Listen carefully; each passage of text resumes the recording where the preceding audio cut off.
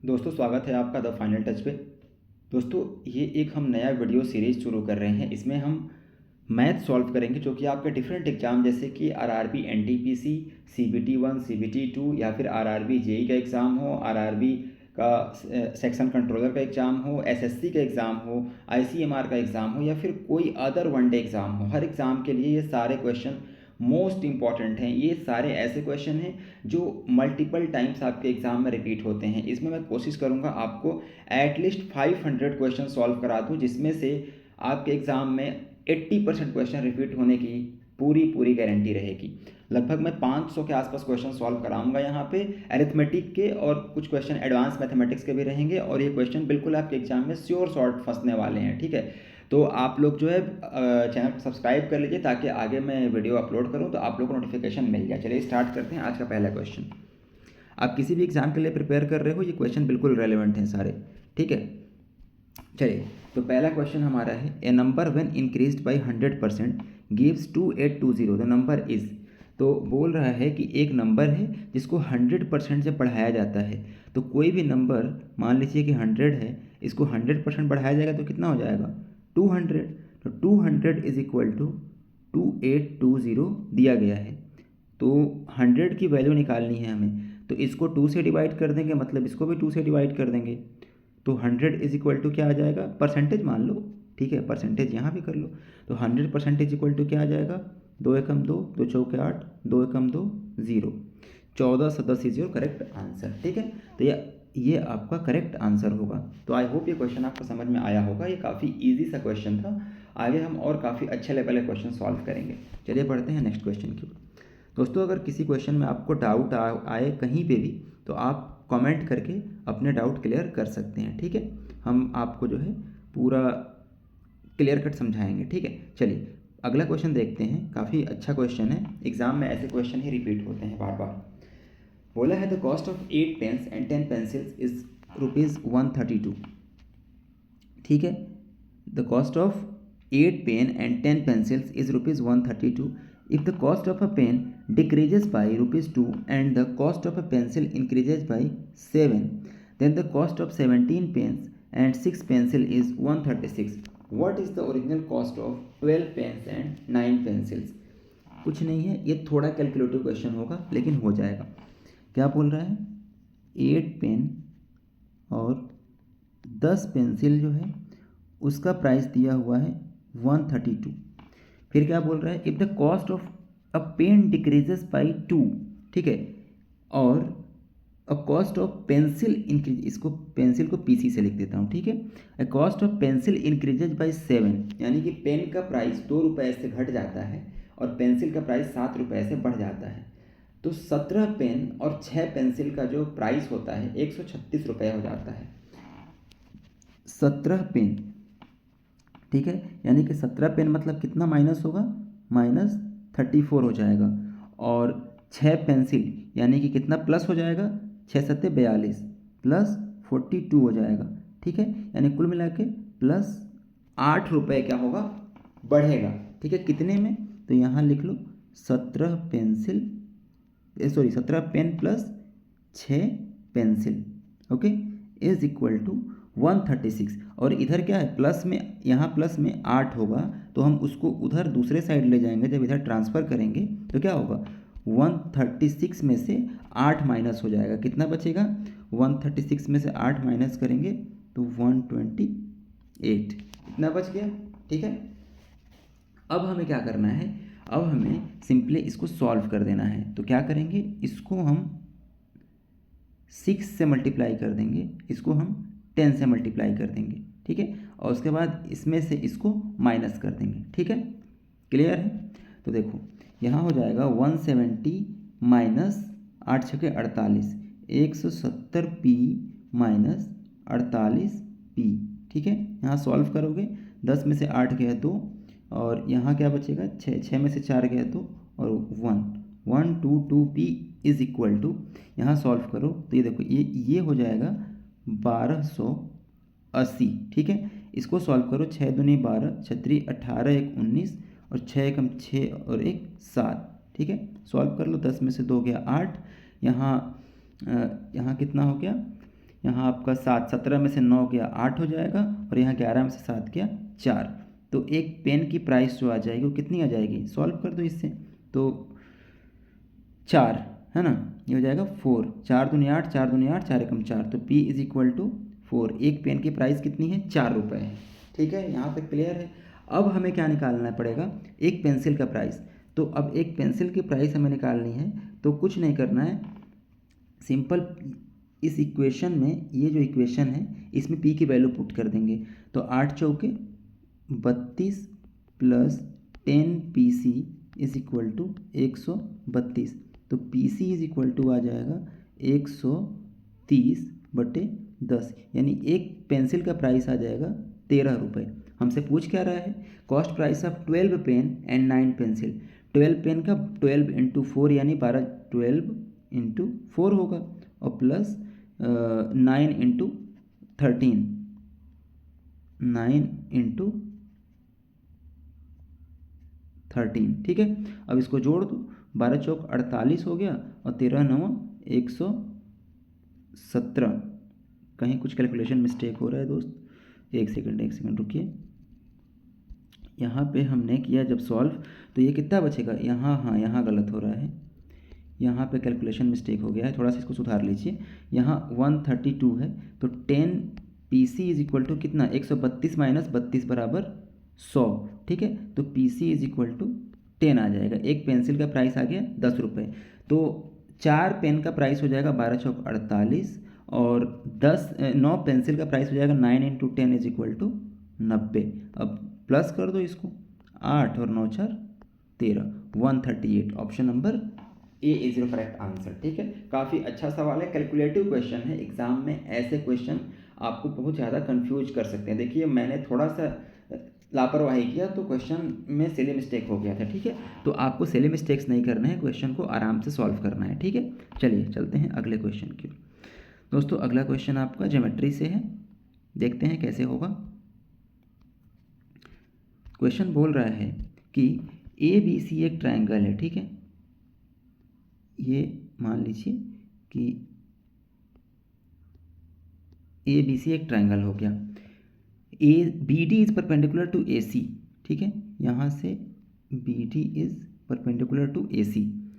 DBC is equal to, ये हो गया 16 डिग्री।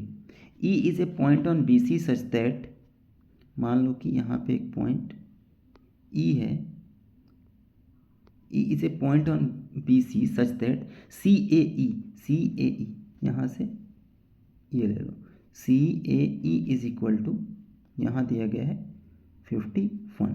ओके, तो आपसे पूछ रहा है AEB की वैल्यू बताओ, AEB की वैल्यू बतानी है हमें। ठीक, तो हम ये वाला एंगल निकाल लेंगे पहले। देखो ये 90 है, ठीक है, दिया हुआ है क्वेश्चन में 90, ये 16 है, तो 90 10 100 106 हो गया।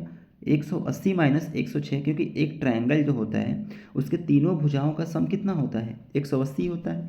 तो 180 में से यहाँ का 90 और यहाँ का 16 जोड़ोगे 106, तो 106 माइनस कर दो, कितना आ जाएगा 106 4, 110 हो गया 70, तो ये आ गया 74 डिग्री। ठीक है, ये 74 डिग्री आ गया। अब हमें क्या निकालना है, AEB, ये वाला एंगल निकालना है।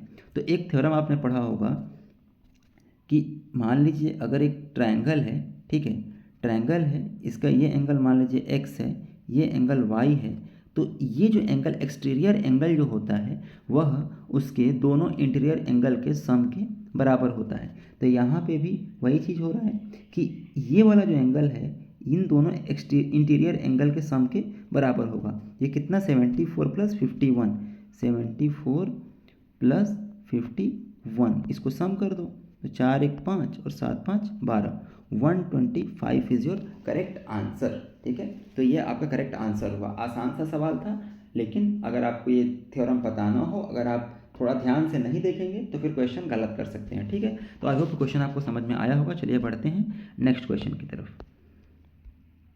अगला क्वेश्चन बोल रहा है दोस्तों कि 75,400 were divided among A, B and C such that 3 times of share of A is equal to 9 times of share of B is equal to 4 times of share of C. Find the share of A. तो सबसे पहले हम इसको इनका ratio बराबर कर लेंगे, ठीक है। कैसे करेंगे? तो इसको हम 3A 9B और 4C, तो 3, 9 और 4 के एलसीएम से इसको डिवाइड कर देंगे। तो एलसीएम क्या हो जाएगा? 9 चौके 36, ठीक है। 36 से डिवाइड कर दो तो ये बच जाएगा ए अपॉन 12। वैसे ही ये बच जाएगा बी अपॉन 4। वैसे ही ये बच जाएगा सी अपॉन 9, ठीक है। तो 12, 4, 16 और 9, 25, ये टोटल इन्वेस्टमेंट मान लीजिए इनका कि जैसे कहीं पे भी कोई बिजनेस में अगर इन्वेस्टमेंट होता है तो जिस रेशियो में इन्वेस्टमेंट होगा उसी रेशियो में प्रॉफिट भी बांटा जाता है, ठीक है। तो यहाँ पे जो इन्वेस्टमेंट हुआ है 12:4:9 के रेशियो में हुआ है। टोटल इन्वेस्टमेंट है 25,000 का। अब हमें बांटना है कितना? 25 यूनिट का। बांटना कितना है? 75,400 को। तो 25 बराबर हो जाएगा 75,400 के।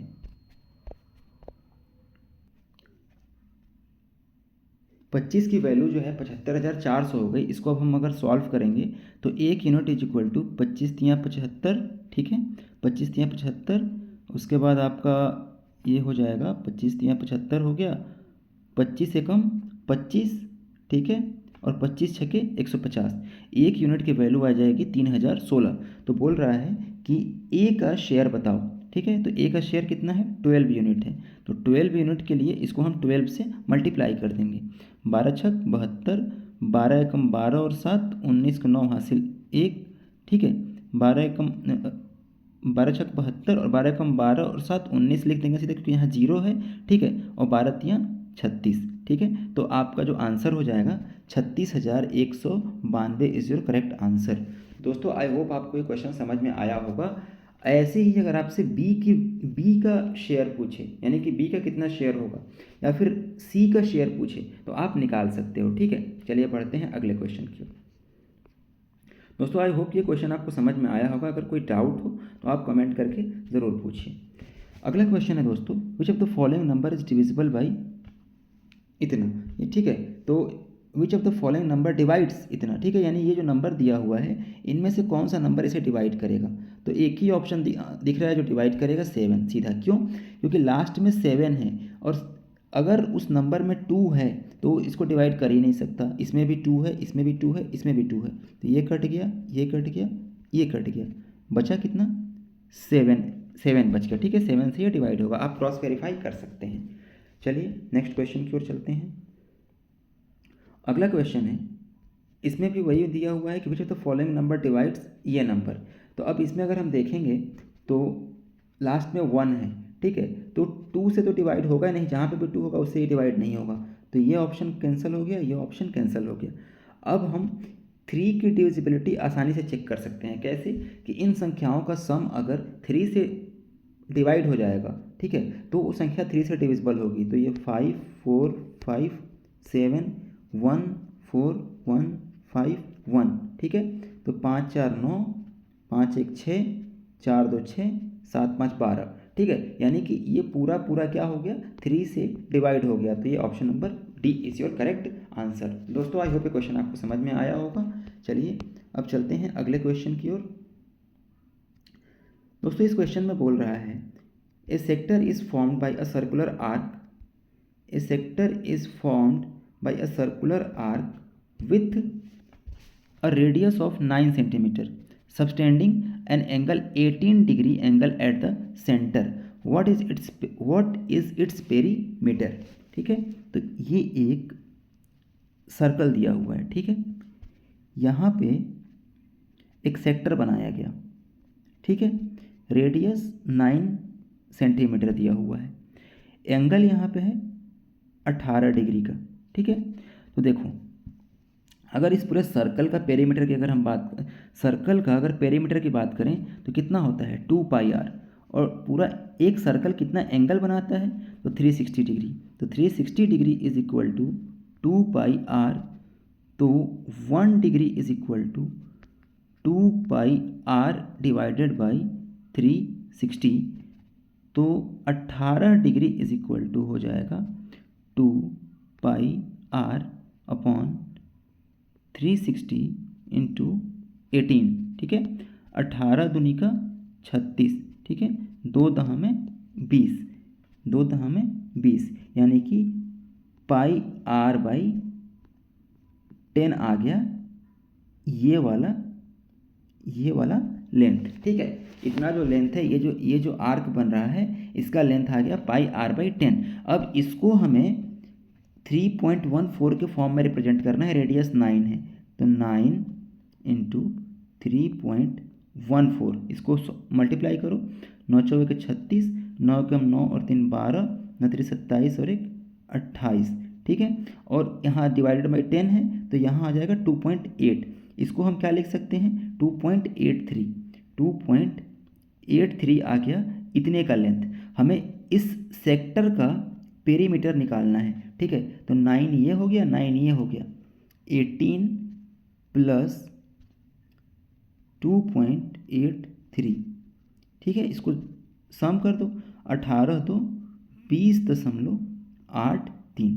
Option number C is your correct answer, ठीक है। तो इस तरीके से इस क्वेश्चन को हम सॉल्व करेंगे। आई होप आपको ये समझ में आया होगा। काफ़ी इंपॉर्टेंट क्वेश्चन है और एग्ज़ाम में आपके बिल्कुल ये देखने को मिल सकता है। जितने भी क्वेश्चन मैं करा रहा हूँ सारे क्वेश्चन ही इंपॉर्टेंट है, ठीक है। कोई भी क्वेश्चन आप लेस इंपॉर्टेंट नहीं बोल सकते। तो दोस्तों आज के लिए इतना ही। आई होप आपको ये क्वेश्चन समझ में आए होंगे। अगर कोई भी डाउट हो तो आप कमेंट करके मुझसे अपने जो है डाउट पूछ सकते हैं, और जो भी आपके सजेशन हो कमेंट करके बताइए।